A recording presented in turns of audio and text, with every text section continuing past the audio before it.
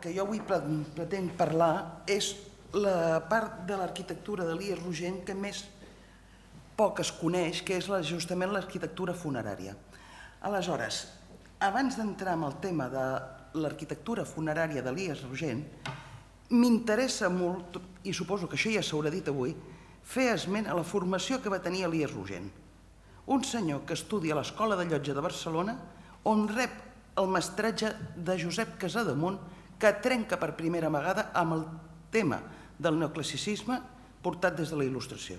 És a dir, una persona que no va construir mai res que fos neomedieval en absolut en cap moment, però que en canvi l'any 37, després de la desamortització de béns, fa l'aixecament del convent de Santa Caterina.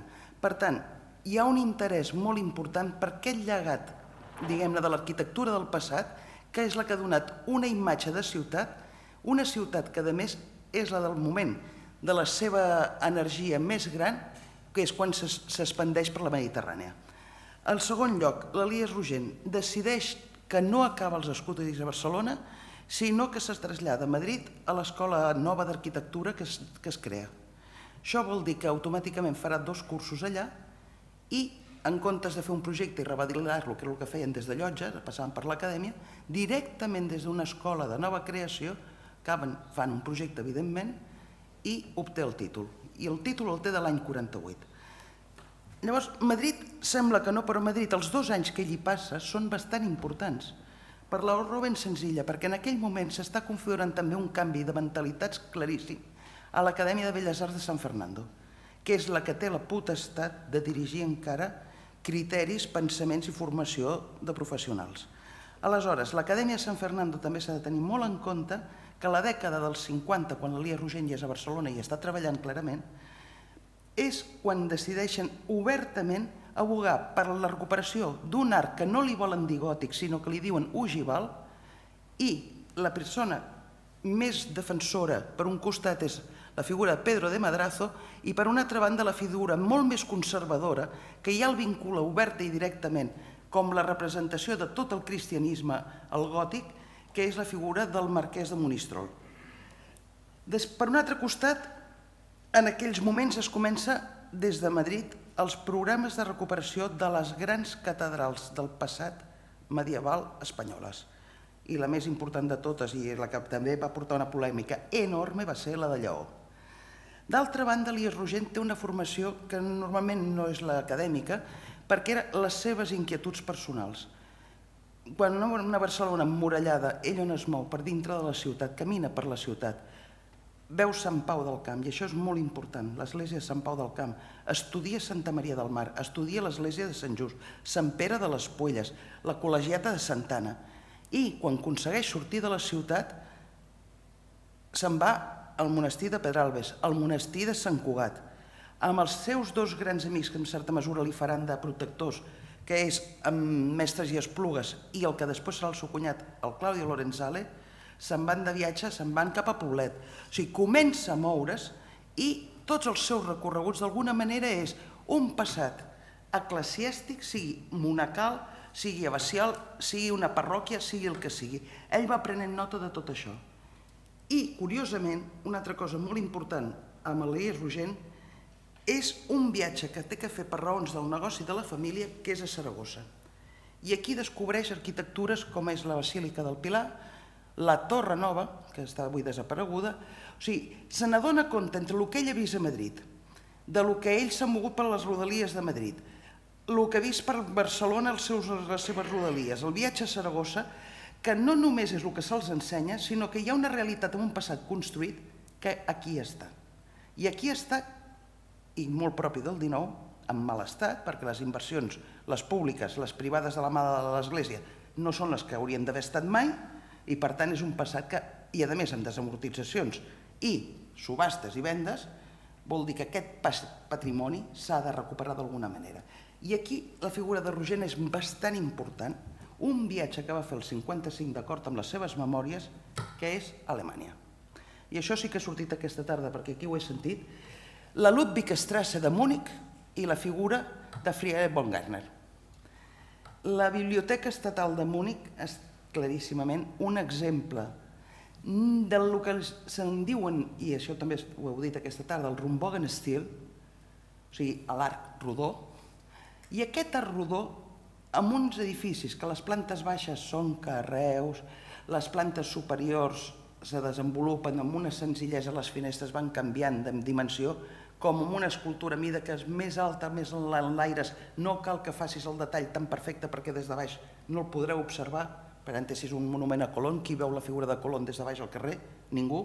Per tant, s'ha de tenir en compte el joc de perspectives i a quines alçades es posen les coses, i a més la Ludwigstrasse per ell significa una elegància de formes que no està en absolut renyit amb un passat que aquí a casa nostra pràcticament no va existir, que és el Renaixement. O sigui, aquí l'arquitectura del gòtic perdura fins a unes dades tan avançades que pocs monuments, poques peces s'han quedat i evidentment pocs se'n van construir, encara menys. Aleshores, què tenim d'Elies Rogent en les seves mostres arquitectòniques? L'edifici més reeixit de tots, més conegut absolutament de tots, la Universitat de Barcelona, el Seminari i el Monestir de Ripoll. Moltes vegades s'ha dit que un és un garbuix d'intervenció que no estava mesurada ni prou ponderada. L'altre s'ha parlat de que si és un neoromànic i no sé què. Sincerament, crec que Elies Rogent, quan se'n fa front a tots aquests projectes, està fent de pioner absolut amb un tipus d'arquitectures i amb un tipus d'intervencions que li exigeixen un esforç que resol directament. Directament, amb fortuna o sense fortuna. No sempre una persona està afortunada quan escriu un llibre, ni no sempre quan pinta un quadre. Per tant, un projecte arquitectònic pot estar més ben encarat o pitjor encarat, però en qualsevol cas quedi clar que sí que ha estat un pioner i que és un pioner que va fent petits tics, copets d'ull, a diferents moments de la història de l'arquitectura del país. I, evidentment, influència del cunyat, pel que vulgueu, per el Paranimf de la Universitat de Barcelona, no té res a veure en com és la disposició de planta de la Universitat de Barcelona. O sigui, com es decora el Paranimf no té res a veure amb una planta. O sigui, hi ha una sèrie de coses que ell observa, analitza i porta a la pràctica d'una manera, jo diria, absolutament proporcionada, i això és una de les parts més importants dels seus projectes. Compositivament funcionen. Aleshores, Rogent, amb el món funerari, va fer el projecte del cementiri de Gurb, va fer un aixecament del cementiri de Sitges, va intervenir amb el cementiri per qüestions d'higiene i salubritat del Poble Nou. Va fer la capella del cementiri d'Arenys de Mar que va cantar el Salvador Espriu, la seva cinera. Doneu-vos en compte que la portada d'aquest cementiri, les esglésies, són unes arquitectures d'una senzillesa tremenda. No és una arquitectura que es compliqui, és una arquitectura que es decora severament l'exterior. O sigui, la seva ornamentació no està agafant una força cabdal com més tard tindran altres mestres d'obres o companys seus de professió. Dels projectes que encara es conserven d'Elies Rogent, i aquí sí que haig de donar les gràcies a l'Andreu Carrascal del Col·legi d'Arquitectes, tenim tots aquests. I tots aquests, només un en aquest moment està a Sitges, que és el del Joan Pintor, i l'altre, que és el de la família Serra, que està a Sant Adrià del Besòs. I aquest és un tema que he deixat pel final perquè era molt més complicat. Aleshores, amb el tema dels hipogeus, aviam, jo crec que el més important, a partir dels projectes que he vist i el poc que s'explica, perquè en memòria, en el cas d'aquests dos, no n'hi ha, o sigui, per això he posat que n'hi ha un que no tenia data, perquè només hi ha un dibuix fet i punt, no hi ha res més. Està clar que està jugant amb el joc del rectangle. Un en vertical, successió de formes fins que tanca amb una creu, l'altre en horitzontal expandeix. Pot jugar amb la creu més aviat grega, l'estira una mica, no acaba de ser perfecta perquè no és un quadrat. Per tant, Elies Rogent està jugant amb la geometria per donar un volum. I això és el cas que practiquen els hipogeus. Més complicat, i aquí sí que les coses entren ja directament i manen els senyors propietaris comitents, els As Capella. Aquí perviuen models, referències, tot el que vulgueu. Si voleu, podeu-me dir que per què he anat a parar el tancament de la Universitat de Barcelona sobre l'escut. Em podeu preguntar per què he posat la tomba del Josep Xifré d'Arenys al costat de l'arcapella del senyor Bonaplata. Em podeu dir moltes coses. En qualsevol cas, està clar que no és un model únic, sinó que és un coneixement de coses que adapta en funció de la petició del client i de com ell resol el projecte. Aleshores, els arcs de capella, ja ho veieu, el joc pot anar des d'un goticisme, pot anar a un neoromànic, pot anar al que vulgueu. Però el que sí és veritat, i que això amb els panteons ja definitivament queda molt clar, és que la seva arquitectura és una arquitectura, torno a dir, és una arquitectura severa que compta molt bé on posa l'ornamentació i quin tipus d'ornamentació es posa, en quina proporció i en quin punt de les façanes hi són. I el que també és molt veritat és que són panteons que són imponents, però no són aclaparadors. O sigui, models els que vulgueu. Comencem pel senyor Arnús, un dels seus clients permanents que va tenir. No només li va fer la casa de la banca, sinó que li va fer un conjunt d'edificis per Ciutat Vella, va treballar amb ell en una empresa que va tenir al Poble Nou, li va fer la casa del Passeig de Gràcia, n'hi va fer una altra al carrer Escudellers, tot el que vulgueu. El senyor Arnús, financer, banquer, i el seu panteó. He posat la casa perquè veieu la mateixa casa feta d'Elies Rogent, que és de l'any 1867, que vol dir els inicis de la construcció de l'Eixample, després de la crisi de totes les societats promotores, i el panteó, que és d'un any després. El panteó, pedra de Montjuïc. La casa és estuc. La pedra hi ha parts, però és estuc. Què tenen en comú? Les línies i, evidentment, si voleu, la motllura que remata les obertures. Especialment, en el cas de la casa d'ell, són les de la primera planta pis. El panteó del Francesc Permanyer. Aquí hi ha referències de tothom, creuades, divertides, les que podeu criticar, podeu dir el que sigui. Batisteri de Catedral de Florència, planta octogonal, cimborri de Sant Jaume Frontanyà, el de Ripoll, seminari, i és la planta clavada del panteó de Francesc Permanyer. Casualitat, no casualitat, el que és evident és que és un arquitecte que se sent còmode amb un tipus de planta i la treballa tranquil·lament. No és l'únic arquitecte que ho farà, Mies van der Rohe, la planta del pavelló Barcelona la va portar fins a extrems insospitats, i per arribar a la planta Barcelona també havia arribat a extrems insospitats de repeticions. Per tant, quan un arquitecte projecta i es troba a gust amb una figura que li funciona per donar volum i la funcionalitat de l'ús que ha de tenir, la treballa sense cap problema. Panteó Muntades.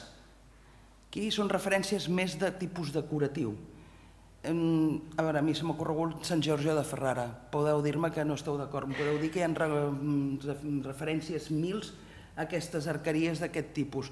Aquí, fora de casa nostra. En qualsevol cas, tornem a la mateixa. On es col·loca la decoració d'aquests arcs suposadament neo, que coincideix, com sempre, amb arquitectures prèvies preexistents en milions de llocs que encara es conserven. El Panteó Mestres Carranyes, l'últim de la seva que va fer en vida. Està clar, el que va fer l'Universitat de Barcelona, el seminari, ho té aquí. Algunes vegades utilitza coses que constructivament ha fet amb edificis anteriors, altres les repeteix amb edificis posteriors. Però el que queda molt clar és que Elies Rogent coneix molt bé l'arquitectura del passat nostre, i aquí sento, perquè ja he sentit alguna cosa que potser no llegia tant, sé que llegia molt i estava molt informat, i aquí ve, quan en un panteó, el tema de quan mantenen una restauració o la recuperació, i aquesta és més complicada. L'antic convent del Carme, que va ser seu de la Universitat de Barcelona des de l'any 1837, que va tornar de Cervera i que va estar ocupat per la universitat fins que va estar a l'edifici de la plaça Universitat disposat per ser utilitzat. En aquell moment Elies Rogent ja era professor de l'Escola d'Arquitectura de Barcelona, n'era el director, i els seus alumnes els va demanar que fessin l'aixecament del convent del Carme perquè es anaven d'enderrocar per obrir els carrers de Doctor Dou, Pintor Fortuny.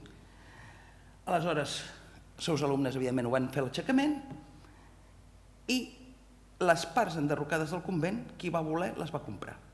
Hi ha parts que van passar a mans particulars que en aquest moment formen part del Museu d'Art de Catalunya i concretament la porta d'accés a l'interior del recinte la va vendre a la família d'un senyor que havia acabat de morir, que es deia Serra, que tenia una propietat a Sant Adrià del Besòs i cap allà es va desmuntar i es va traslladar. El projecte de Panteó és el que hi ha aquí a la part inferior vostra d'allà, de la dreta, i el que ha quedat és la part que senzillament es va traslladar, que és la que havia abans primitivament a l'autopista que anava de Barcelona a Mataró, que obria i el teníem allà al mig, i després, per quan es van fer totes les obres del 92 d'infraestructures, es va traslladar cap a Sant Adrià i ara està davant pràcticament del Museu de la Immigració.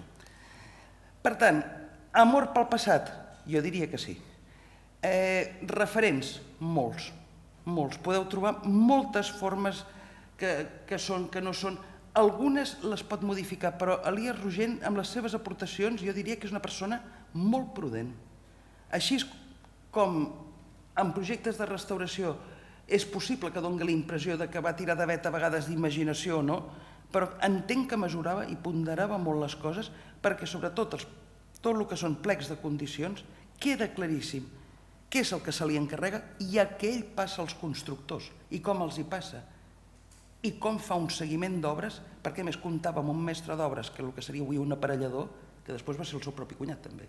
O sigui, era una família bastant ben trobada i bastant reeixida. O sigui, la polèmica pot ser-hi. Jo crec que és una persona, i torno a repetir, i amb això acabo, que senzillament va ser un gran pioner en moltes coses, que va crear escola, perquè no en val...